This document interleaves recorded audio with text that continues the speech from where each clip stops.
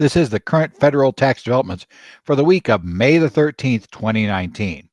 Current federal tax developments are brought to you by your state society of CPAs and by Kaplan Financial Education. This week, it's been a very interesting week if you happen to be a CPA firm that has been using products from Wolters Kluwer's. And obviously, we're going to talk this week about what happened there. And it's actually of interest even if you're on another provider system. We're going to talk about some of what happened, the situation, and then some of what our takeaways may be. General Accounting Office, basically General Accountability Office, I was going to get that wrong, came up. The GAO issued a report whose timing was virtually perfect, coming out on Thursday, that looked at issues regarding the security of third parties in the tax arena. Third parties being tax professionals, tax preparers in the e-file program, tax preparers generally, and looking at software providers.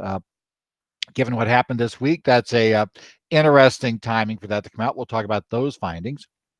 Then we'll get to kind of standard update stuff. We're going to talk about the maximum vehicle values that the IRS updated this week for cents per value and FAVR methods. We're going to talk about the IRS clarified an issue relating to amounts paid out to liquidate shares in a corporation that had been an S corporation previously, and the impact of that if it's a distribution that's deemed to be a dividend that is treated as a redemption. Question becomes, how does that impact AAA if we're in one of the post-termination transition periods?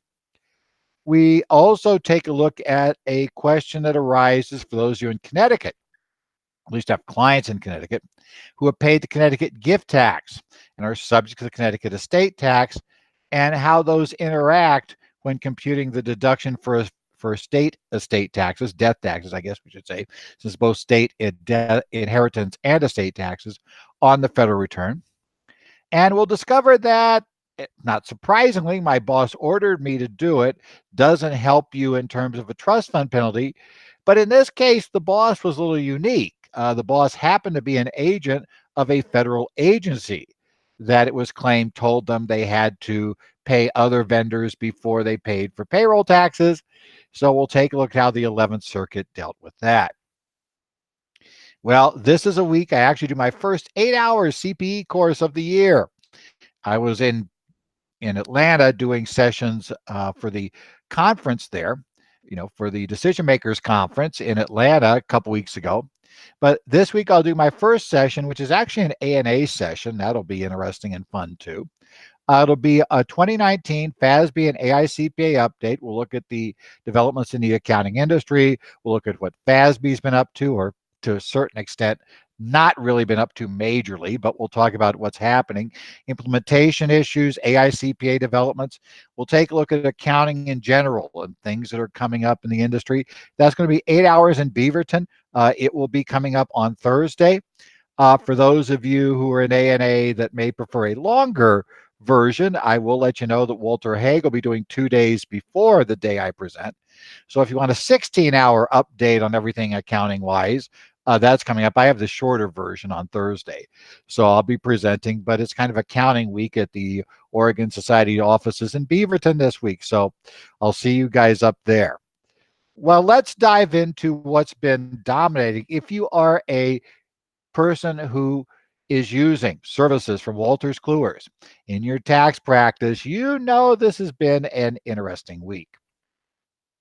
The citation I'll give for this, because we always give some sort of citation, and I'm going to refer you, because I think a good starting point for understanding how this got rolling is an article posted on Brian Krebs' site entitled "What's Behind the Wolters Kluwer Tax Outage."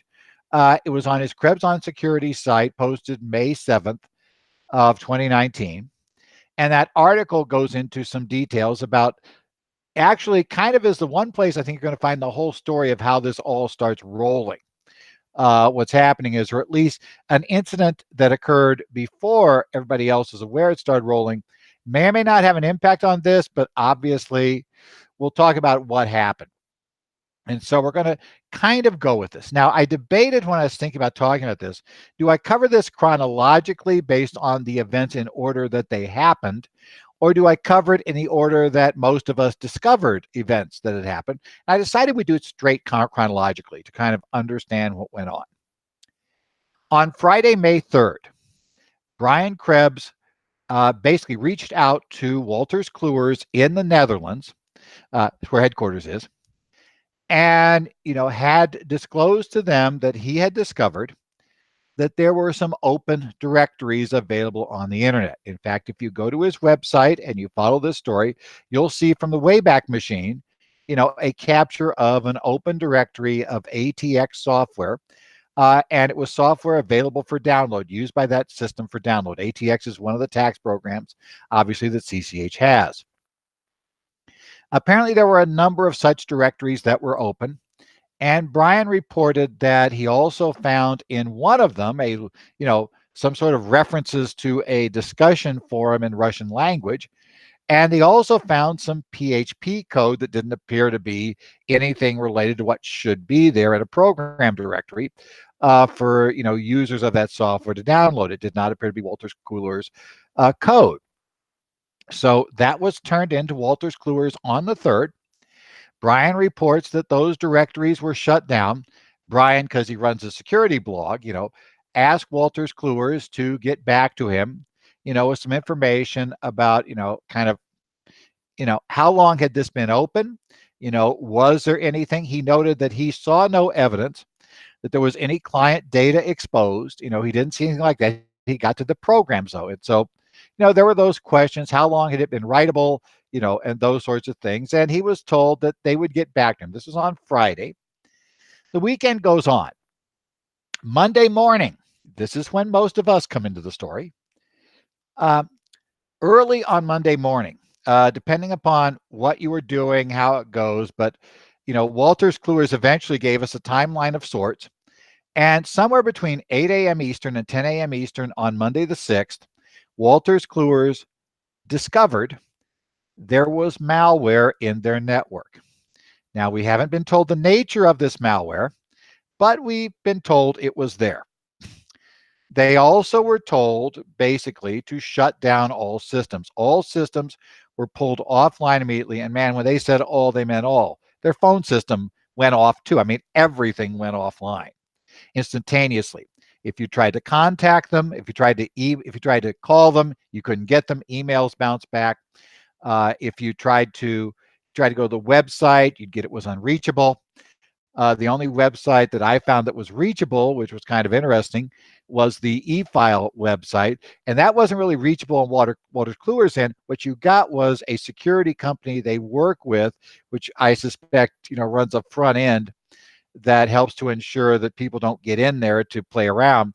They had kind of stepped up and had a maintenance sign, but that was the only place you actually got any sort of contact. And it was clear it was from them. So we had this particular problem. Now, what happened during that day was kind of interesting. Obviously, initially you say, hey, okay, so when this happens, we're a Pro FX shop, it's a Pro System FX shop, and we discovered early that morning that for whatever reason, we couldn't upload to the e-file system. Well, sometimes it dies. It's not often, but every so often it goes down. It's up in an hour or two later, so you make no big deal of it initially. Others may have noticed, as we eventually did, that you also couldn't get authorizations from CCH. If you had run out of the authorizations you had banked for some type of return, that wasn't working. Various things were happening, and people also had been told to expect a software update over the weekend. So if they went to try to download this software update, that also wasn't available. Everything was dead. Well, this goes on for the day, and obviously, nobody knows. There's no communication right away. I think largely because Wolters Kluwer's email was dead too in the middle of all of this, all of the stuff that had all the customer listing. So basically, we go on for the day. A thread begins developing on our sysadmin on Reddit, where we begin to discuss this. Some people claiming to be Wolters Kluwer's employees or who were posting and said they had, relationships or they knew of Wolters Kluwer's employees, posted on a thread on that, and it's a thread for systems administrators. an organization on Reddit, a subreddit there that deals with system admins. And so while Reddit has all kinds of weird and wild groups, this is a pretty, what most considered a rather boring, shall we say, technical group that's very specialized.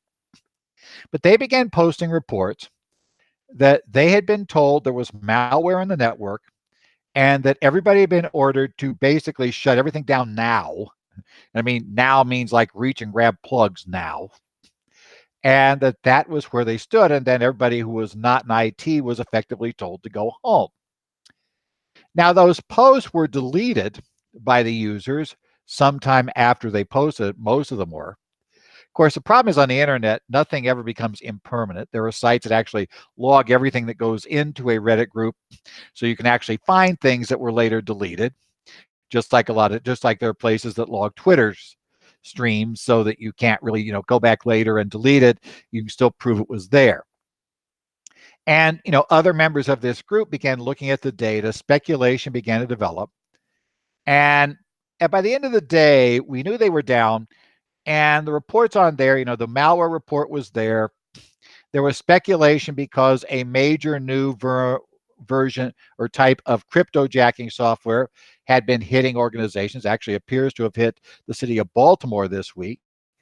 So by the end of the day, there was kind of a rough, let's say consensus there that while nobody knew what was happening for sure, that what we'd seen so far was consistent with a crypto malware, that was going to be looking for ransomware on their systems.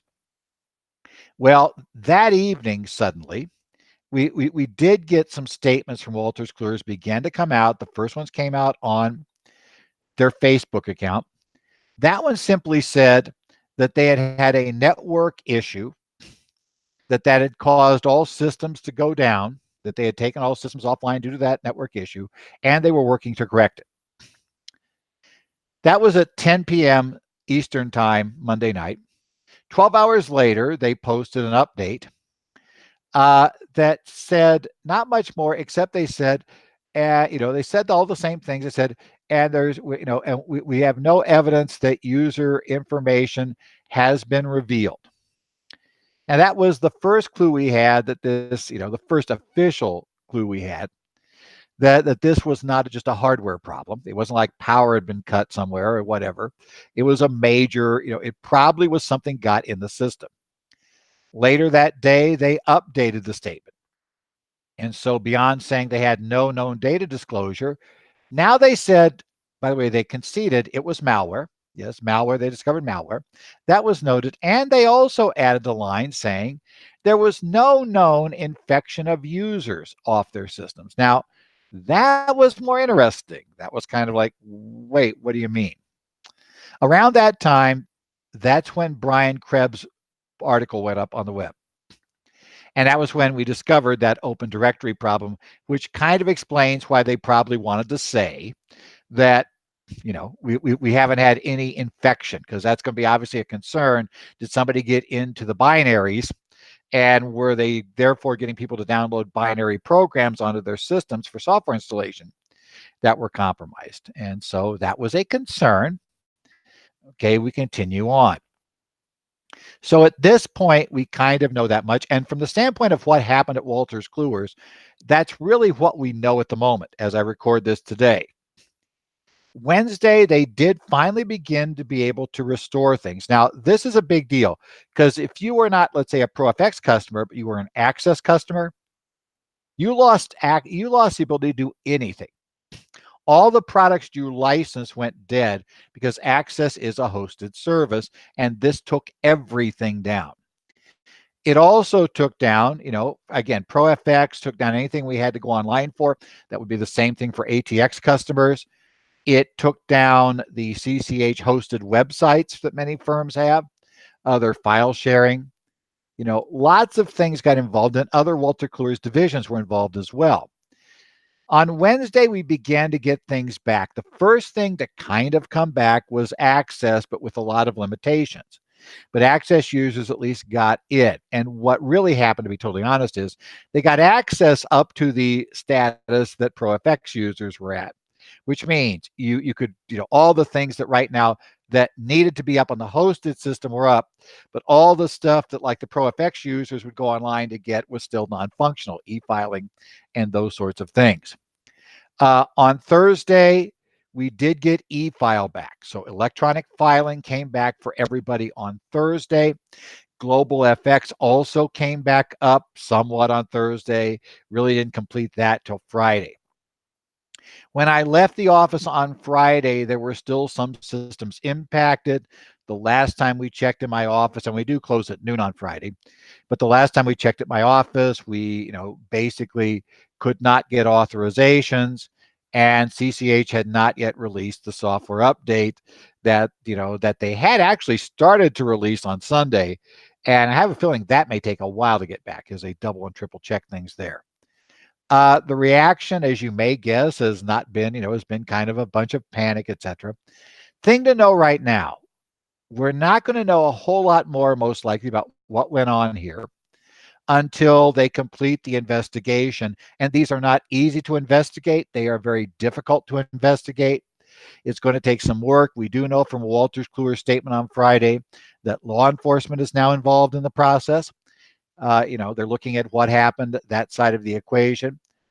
Also on late Friday night, Wolters Kluwer sent out an email. Now, this has been a problem because their email system's been impacted. I say that because we're not getting our emails anymore through the same service that we got in the past, the same place in the past that emails came to me when things were updated.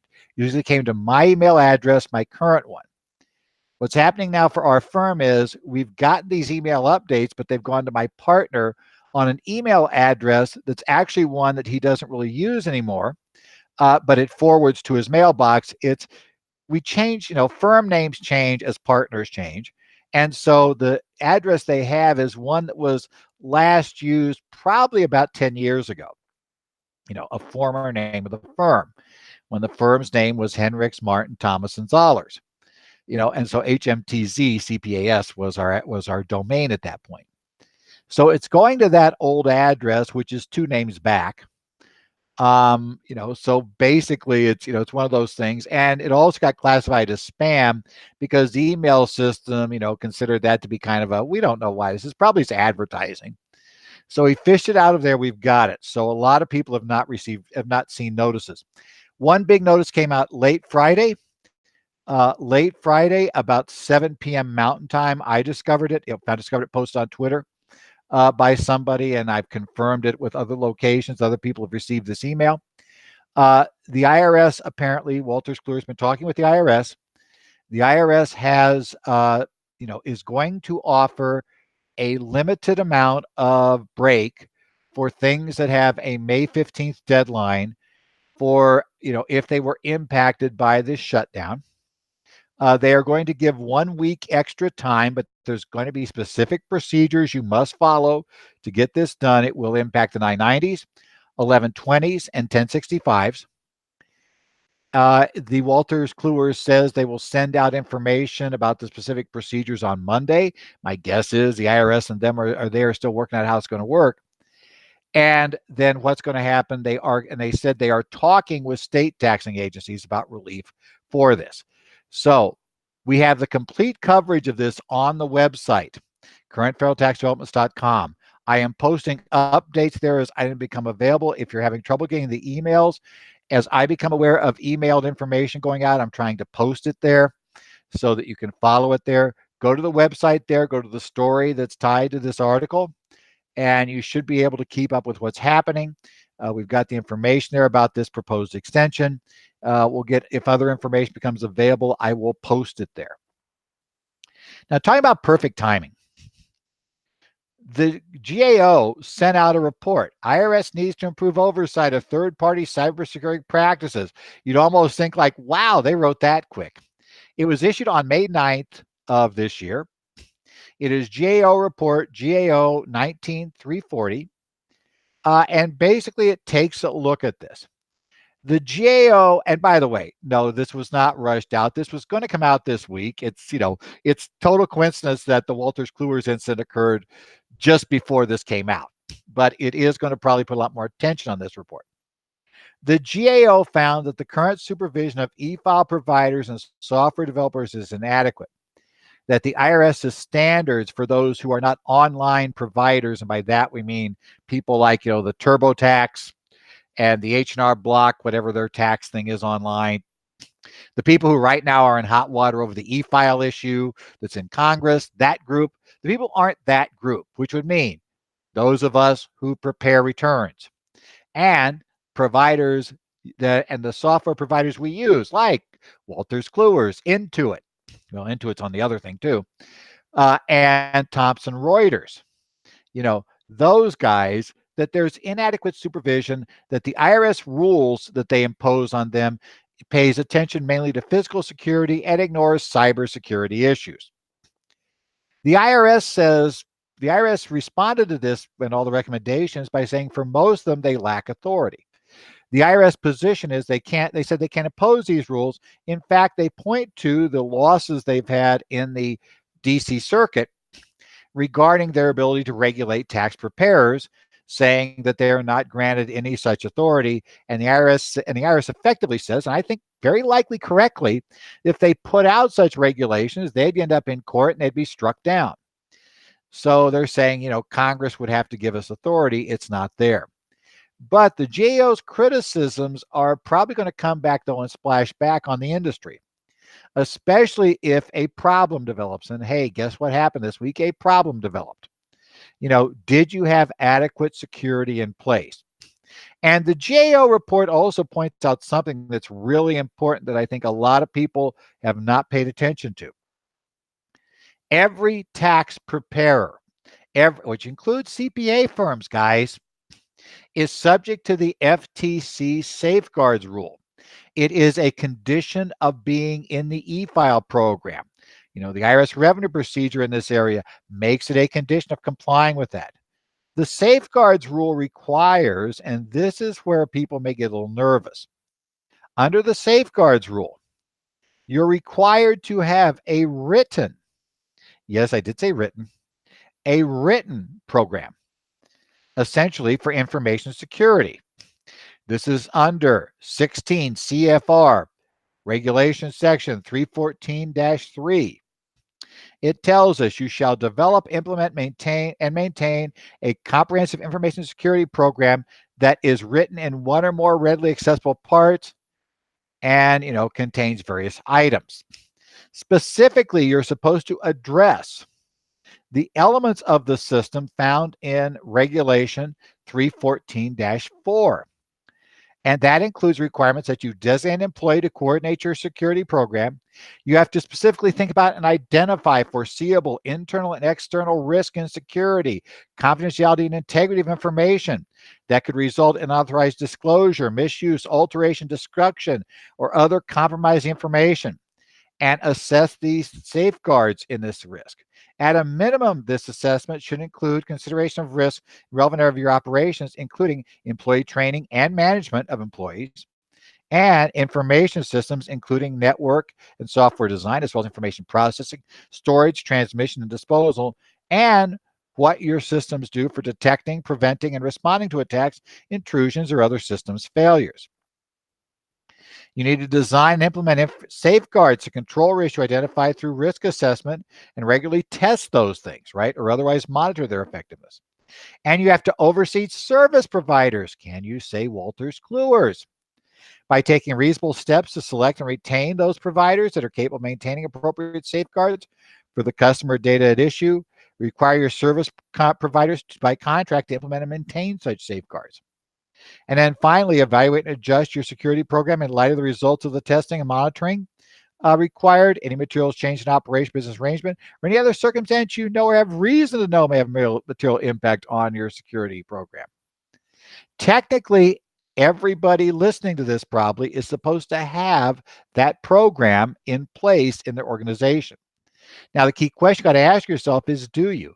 Because the problem is, if something goes wrong, like I said, this week, you may be asked by somebody to produce that, what exactly is your program? And specifically, if we're going to talk about like the Wolters Kluwer situation, did you take those steps to properly oversee them? For instance, most of you should be aware, hopefully, that Wolters Kluwer does have a SOC 2 report for the access system. The question is going to be, did you review that SOC 2 report? By the way, yes, you can get it from Wolters Kluwer. They'll give it to you. Did you review it? And if you're wondering what a SOC 2 report is, and everybody in your organization is wondering what a SOC 2 report is, the big danger for you is that that's a report prepared by CPAs that reports on on management's assertion, that is Wolters Kluwer's assertion, that they have these procedures in place to protect data and some rulings on the efficacy of the same. Did you review that? We don't know for sure what happened at Wolters Kluwer's, but the question is going to be, was it adequate? Did it serve? Again, there's no evidence that things have leaked there. Be very clear about this. We don't have evidence. In fact, I'm going to say the biggest danger we have in security is overconfidence, is the belief that nothing could ever get in. If you believe you're totally isolated from this, you're in deep trouble. You have to understand your systems have to take into account what happens if, despite your best efforts, things get in the system. Now, Wolters Kluwer is telling us right now that what they did, because they found that, was they took the extreme step of yanking the cords on everything to stop any potential damage. Now, if we discover that was in fact exactly what happened, that there was no delay, etc., then yeah, this may be the perfect situation. There have been intrusions that have not created security problems. Those of you that use LastPass, you may remember that there was an intrusion, that LastPass noticed weird things happening at night on a particular machine that shouldn't have been happening. But because of how their systems were designed, specifically, as long as you had a complex password as your LastPass password, realistically, they weren't getting in. They could never read your passwords. So, the system was designed allowing you to keep full control and presumably making it very difficult for somebody, if they got in, to do anything useful. And they caught it early, but those things are going to happen. So again, this is something to be aware of. There's going to be questions this week, especially if this hits the general news group, it's like, the general media. Don't be surprised if you start getting questions of, do you use these guys? And then secondly, if you do use these guys, why did you use them? How'd you do this? So we go down that. Let's talk about our standard weekly updates now. And I realize we're going to run long, but it's the nature of this week with all that happening. Under standard tax updates, we have a few things this week of interest. The IRS issued Notice 2019-34, issued on May 8th. Following the Tax Cuts and Jobs Act, Notice 2019-08 was issued by the IRS. This is the maximum value of vehicles where a taxpayer can make use of the cents per mile method for valuing what goes in the employee's W-2, or make use of FAVR programs. And the IRS said, in the past, those numbers were relatively low, right? They were well below $20,000 for the maximum value of a vehicle that could be used. Well, since TCJA has pushed up, and made them all eligible for bonus depreciation, the IRS decided that really those numbers should be higher. And they said they wanted to change the regulations. It took them forever to put out the 18 number. In fact, the 18's numbers didn't get put out until in 19. So 2019-08 told us the 18 limits.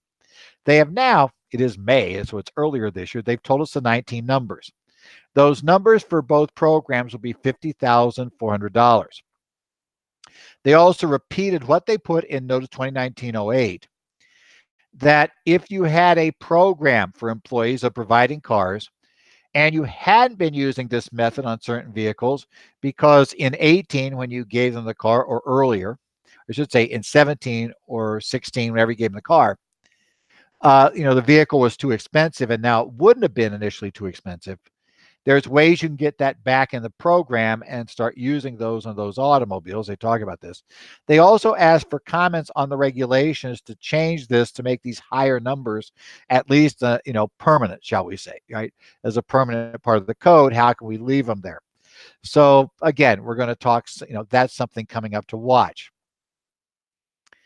We also have the IRS issuing Revenue Ruling 2019-13 on May the 9th.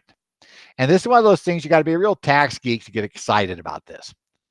Here's what it is. You have a corporation that used to be an S corporation that now terminates its S status. Either did so voluntarily, it did it voluntarily, or it just got it killed because we got a shareholder couldn't be an S shareholder. We end up with a set class of stock, whatever reason, we end up losing our status.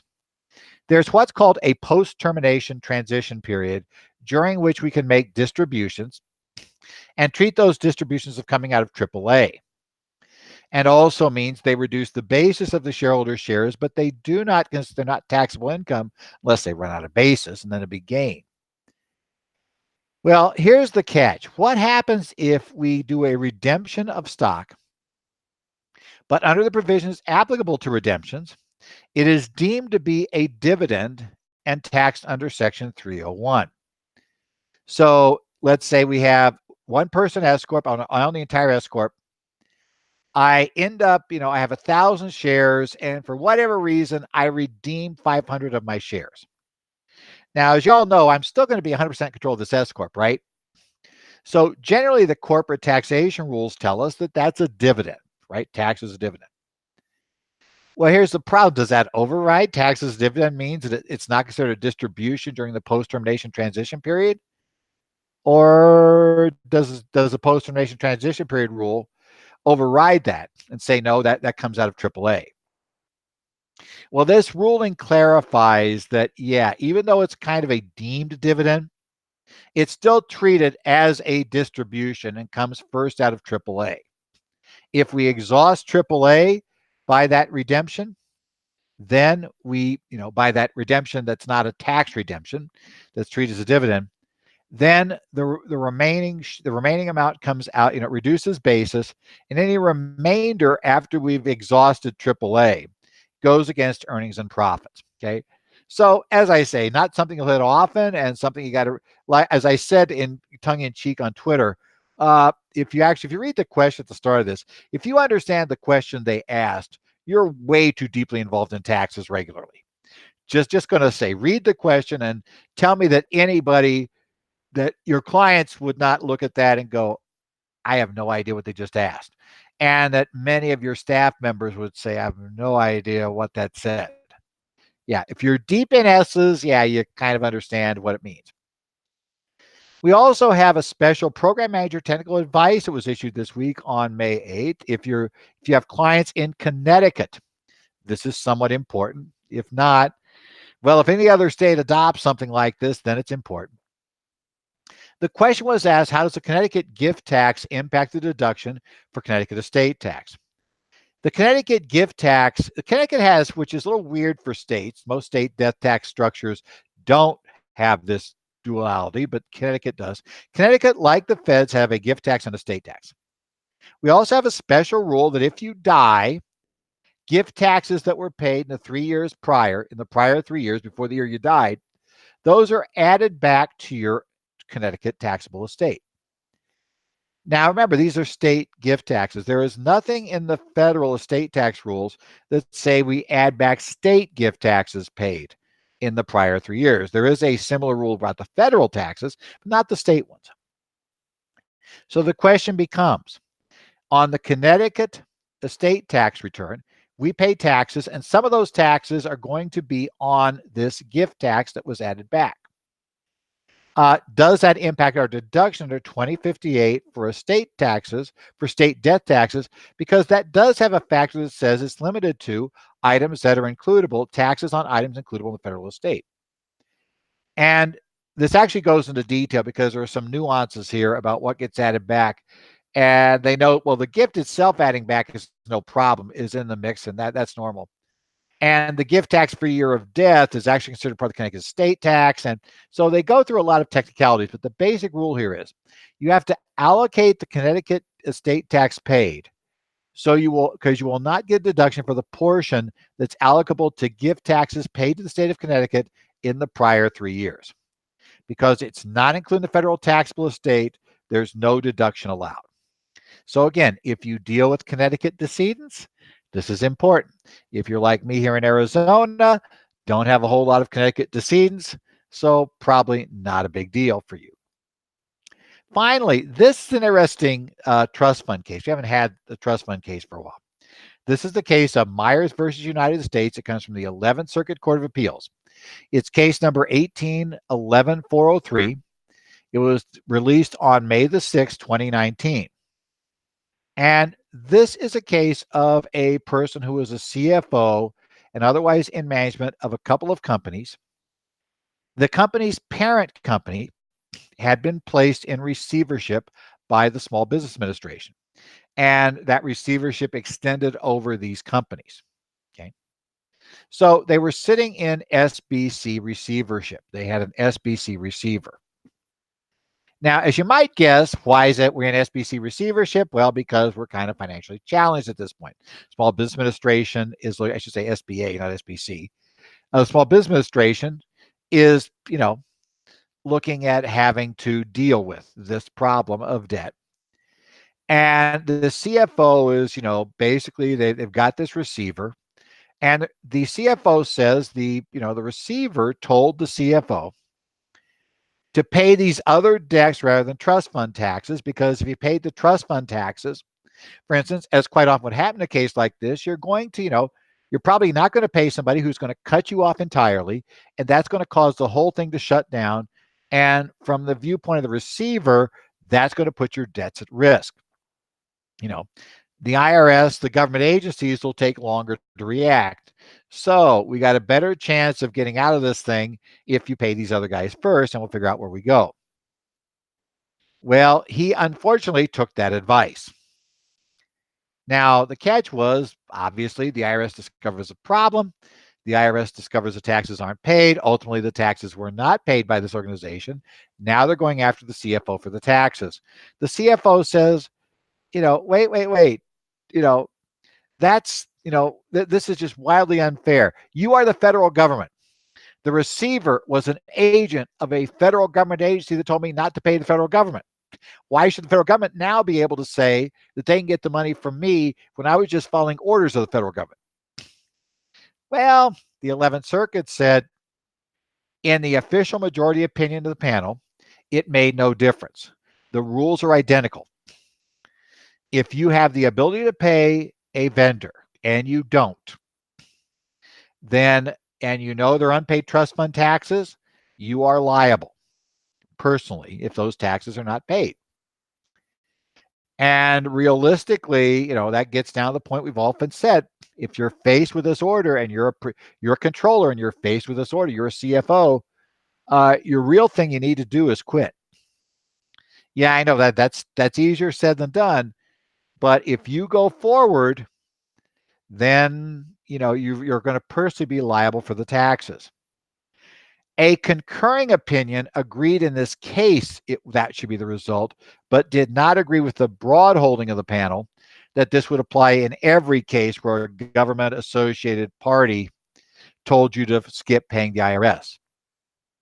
The concurrence said in this case it would, because under the rules applicable to the SBA and receivership from the SBA, that they basically have the same responsibilities and requirements for complying with laws that the old owners had.